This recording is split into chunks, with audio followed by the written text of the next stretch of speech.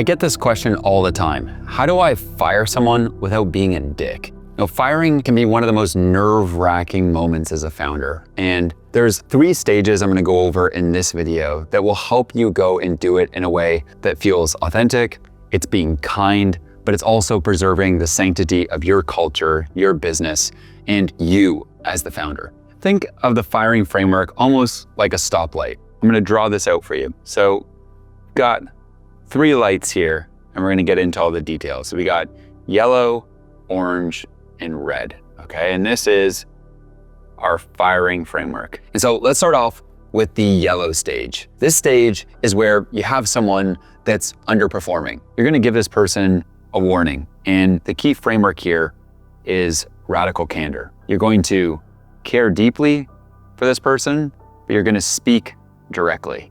We're not sugarcoating shit. As an example, if you have someone on your sales team that you've been asking them to go and complete end of day and end of week reports, and they haven't been doing it, the next step for you is to go and sit down with that person, and you're just gonna go and tell them directly. I've been noticing over the past couple weeks, you haven't been filling out these reports that the rest of the team is all completing. Is there anything getting in your way? You're gonna be looking to see if that person takes responsibility for it, or on the other side, makes excuses. Assuming they take responsibility for it, they tell you, hey, listen, I'm sorry, I'm gonna change. This person's now on notice. They know that they need to perform in a certain aspect, fix it, and then move along. My belief is that as you're building a company, you get what you tolerate. If you tolerate mediocre level performance, well, that's exactly what you're gonna get from the people you hire. Inherently, there's nothing terribly wrong at this stage. I can speak as a founder and as a high achiever. I make mistakes all over the place. I get feedback all the time. And I think what matters most is that you're building a culture that allows people to make mistakes, but also is ruthless about not allowing people to make the same mistake 2, 3, 4, 5 times. That leads to the orange stage. This is where the performance just continues, right? And you're just not seeing an improvement. This is basically your final warning before firing someone. This is where you're going and creating a PIP, or a performance improvement plan.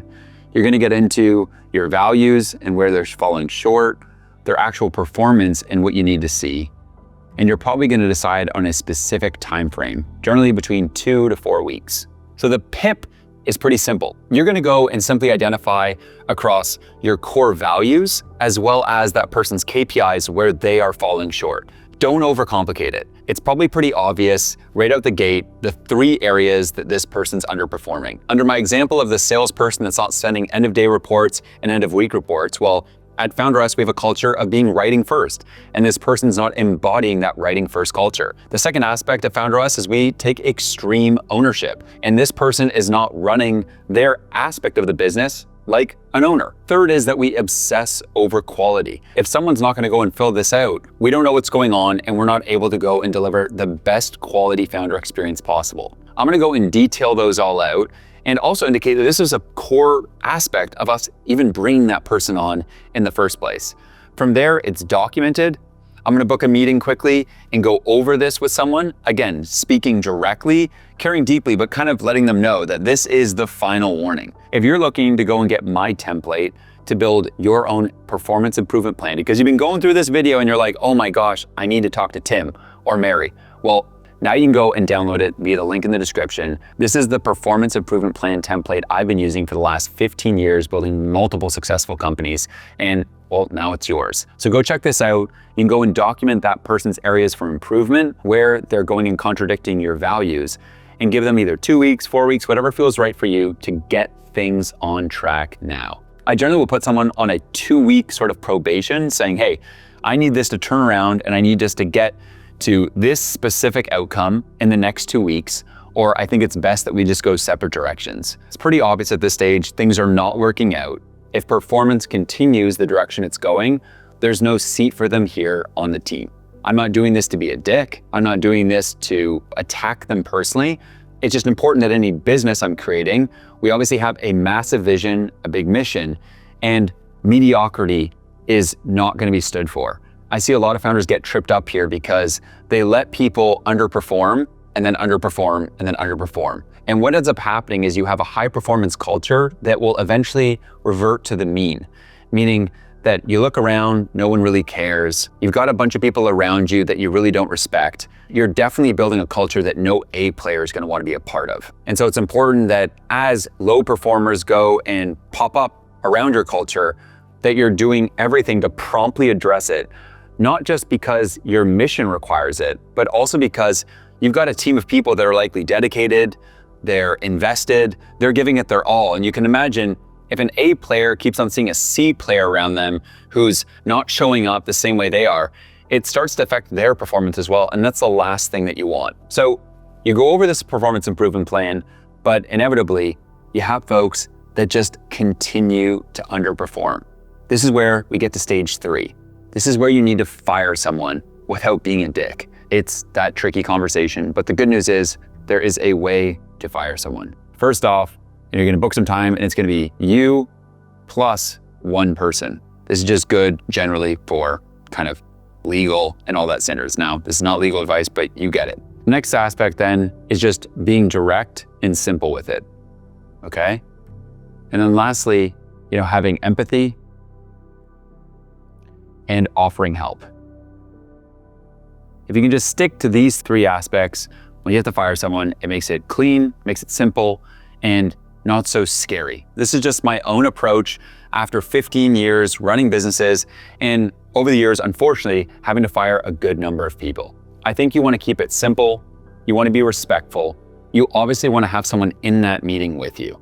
So for me, typically it'll be myself and my chief of staff, Claire, that will go and schedule a meeting with the given person and let them go. Now, first off, I like to just be direct. A couple weeks ago, we chatted, I went over your performance. Unfortunately, we haven't seen a big change there, and we think it's best that we go separate directions. That's it. It's that simple. You don't need to over-explain yourself. You don't need to get into every little bit they could have done better. At this stage, it's done. It's over. So just keep it simple and save everyone the oxygen. Now, the second aspect of this is saying something like, I really appreciate what you've put into the company, and I want to support you going forward. If I can make this transition smooth for you, make any intros to other folks, or help you on your path, just count me in your corner. You're not here to be a dick. You're not here to, come at them in any ways. You're just saying that in terms of the mission, the vision that you have, it's just not a good fit, but you want to help them on to the next stage in their career. The third aspect here is just signing off and not over-explaining any aspect of it. Right? At this stage, sometimes you're gonna get questions from someone saying, what did I do? Or can I have a second chance? Which is probably a 4th chance at this stage. Or it may just blow up into some other sort of conversation. And I'm here just to reassure you that you don't need to go all those directions. You can kind of curtail those kind of conversations by just simply saying, we're probably both gonna have different viewpoints with this, and I respect your way of looking at it. That said, we've thought long and hard about this, and it just doesn't make sense given the stage we're at. And I just think it's best we go separate directions. I'm gonna follow up in an email with everything. We're gonna get you offboarded now. And when the dust settles, if you wanna reach out or let me know how I can help you, I'm here to support you, whether it's with a reference, an intro, anything. This isn't personal, there's no hard feelings. I just gotta do what's best for the team, for the mission, and for the culture. It's just simple, right? I'm not getting into a long-winded, affair here. The reality is you wanna have empathy. I think you wanna have empathy for yourself, right? This is a tricky moment as a founder, right? It's probably one of your least favorite moments of building a business. On the other side too, the person that you're letting go, it's a really hard day for them. It may be the low moment in their year, or maybe for some people, even the low moment in their career. I think it's about showing up calmly, with empathy, caring deeply, but speaking directly. Firing is uncomfortable because we're humans, but as a founder, firing is a necessary part of your growth. You need to embrace it. You need to borderline find it something that's enjoyable. And so what I find is that if you dread this, you end up piling up mediocre players.